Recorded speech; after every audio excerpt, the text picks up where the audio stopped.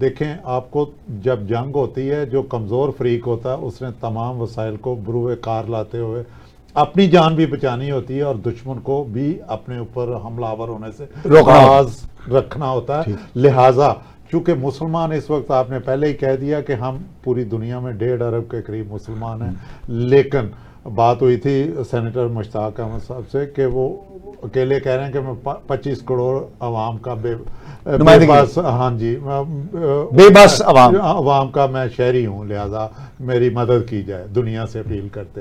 تو یہاں پہ بھی یہ صورتحال ہے کہ ہمارے پاس جو کچھ وسائل ہیں اس وقت مسلمان ممالک سارے کے سارے امریکہ یا ویسٹ کے ساتھ ٹکرانے سے گھبرا رہے ہیں. صرف ایک ہی مسلمانوں میں ملک ہے جو نیوکلیئر پاور پاکستان ہے. یہ دیکھیں اگر آپ بالکل ابھی ٹکرا جائیں گے تو آپ اس وقت دیکھیں بالکل چائنا ماڈل کو فالو کریں. اس نے کتنے سال اپنے آپ کو، اپنی معاشی قوت، اپنی جنگی قوت کو پہلے جمع کیا، اکٹھا کیا اور پھر اب جو اس کی پریڈ ہوئی اس میں اس نے شو کیا.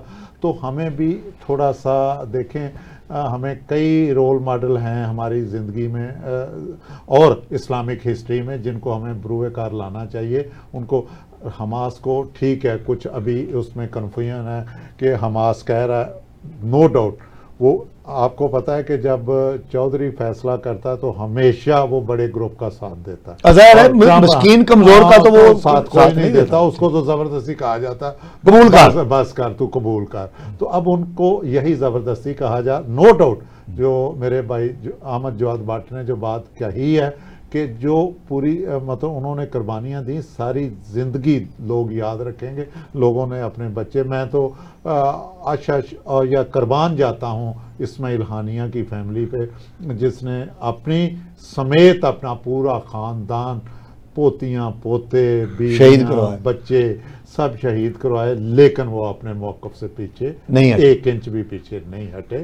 لہٰذا جو بربریت ہے اسرائیل کی وہ جاری ہے ابھی تک. لیکن میرا نقطہ نظر یہ ہے کہ ہمیں ڈپلومیٹک وے سے اس جنگ کو ابھی روکنا ہے تاکہ کچھ ان کو دیکھیں ریلیف ملے. ان کے پاس تو آپ نے خود ہی بتا دیا کہ ان کے پاس تو عددی تعداد میں اسلحہ نہیں ہے، ٹنوں کے حساب سے وہ گرا رہے ہیں. ان کا جو ماپ سکتے ہیں نا، ان کا میئرمنٹ کا پیمانہ ٹنوں میں ہے. مسلمانوں کے پاس گولیاں گنی چنی ہیں، ٹھیک ہے.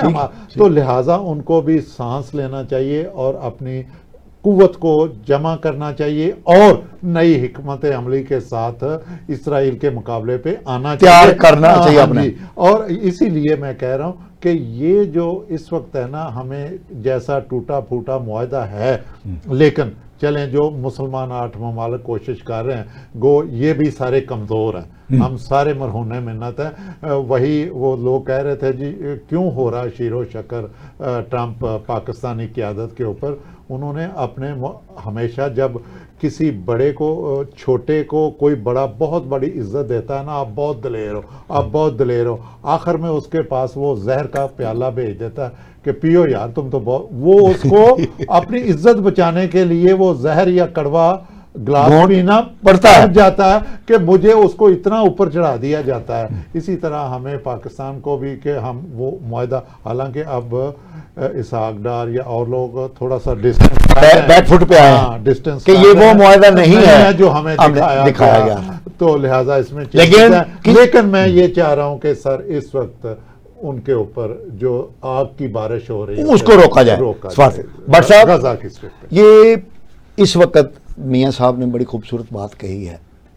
پاکستان ایٹمی طاقت ہے، پاکستان ان 8 ملکوں میں نمبر 1 ہے جنہوں نے مل کے یہ معاہدہ کیا.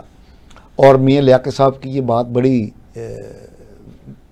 وزڈم والی ہے کہ اس وقت کم از کم آگ کی بارش، موت جو ان پر نازل کی جا رہی ہے اس کو روکنا چاہیے ہمیں.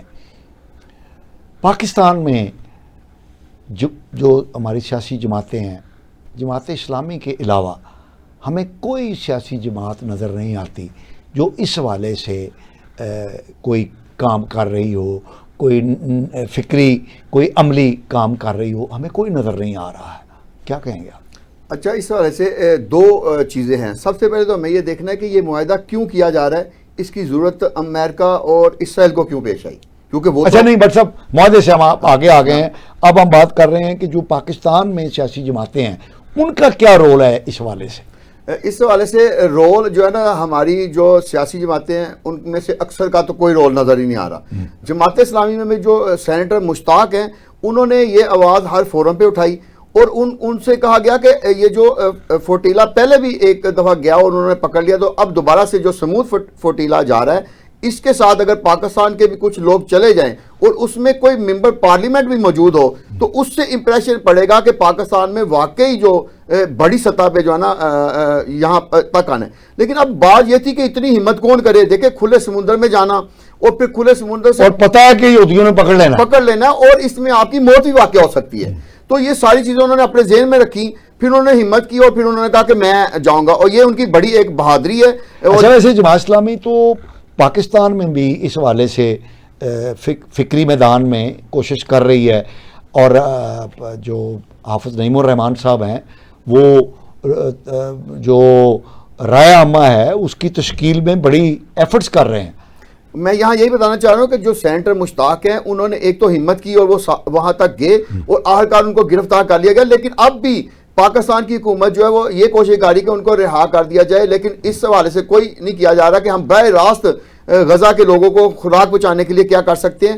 یہ ایک ایسا سمجھے کہ علامتی ان کا یہ ایسا کام ہے کہ جس سے دوسرے جو پاکستان میں جو ہیں لوگ، میری کچھ نوجوانوں سے بات ہوئی، انہوں نے کہا کہ ہم تو ترس رہے ہیں کہ کوئی ہمیں اس طرح کے معاملے میں لے کے جائے. اور یہ ایک بوڑھا شخص جو ہے وہ بڑی عمر کا، یعنی اتنے نوجوان بھی نہیں ہیں، اور انہوں نے اتنی ہمت کی اور ان کو وہاں تک جانے دیا گیا. لیکن نوجوانوں کا ساتھ میں یہ بھی گلا ہے کہ جہاں بھی فلسطین کے حوالے سے کوئی احتجاج ریکارڈ کرانے کا موقع آتا ہے تو نوجوان وہاں پہنچتے ہیں، لیکن ہمیں اس جہاں وہ ایسا ہوتا ہے اس کے ارد گرد ہمیں اپنی پاکستانی پولیس، پاکستانی فورسز نظر آتی ہیں کہ جو ان کو کنٹین کرتی ہیں، جو ان کو کہتی ہیں کہ یہاں سے آپ نے باہر نہیں جانا. تو یہ کیوں کہتے ہیں کم از کم احتجاج کھلا کرنے دیں، ہم اس سے بڑے سے بڑا احتجاج کر کے دکھا سکتے ہیں. لیکن یہ احتجاج کرنے کے حوالے سے بھی صرف ہمیں جماعت اسلامی سب سے آگے نظر آتی ہے.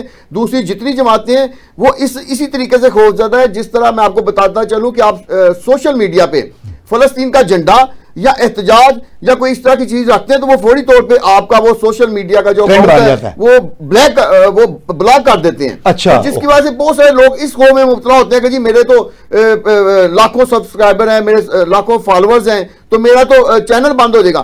اس خوف کی وجہ سے بہت سارے لوگ جو ہے نا وہ سوشل میڈیا پہ ان کا ساتھ دینے سے کتراتے ہیں. لیکن کچھ ایسے نوجوانوں کی تعداد لاکھوں میں ہے کہ جو کھلے عام اس احتجاج کو رکھتے ہیں. اگر ہماری حکومت کم از کم اتنی سپورٹ ہی کر دے کہ اپنے ملک میں احتجاج، پورا امن احتجاج کرنے کا موقع دے، تو پاکستان میں بھی 5 لاکھ والے، 1 ملین والے اور 4 ملین 5 ملین والے جلد سے جلوس ہو سکتے ہیں، جس سے امپریشن تو پڑتا ہے نا. دیکھیں ابھی آپ نے بات کی کہ یورپی ممالک میں جو ہے نا وہ درجنوں کی تعداد میں بڑے بڑے مظاہرے ہو رہے ہیں، لیکن اس کے مقابلے مسلمان ممالک میں جو احتجاجی مظاہرے ہیں وہ بہت چھوٹے ہو رہے ہیں. وہ اس لیے ہو رہے ہیں کہ ہر جو مسلمان ملک ہے ان کی اپنی حکومت ایسے لوگوں کے خلاف کارروائیاں شروع کر دیتی ہے جو فلسطین کے حق میں احتجاج کرنا چاہتے ہیں.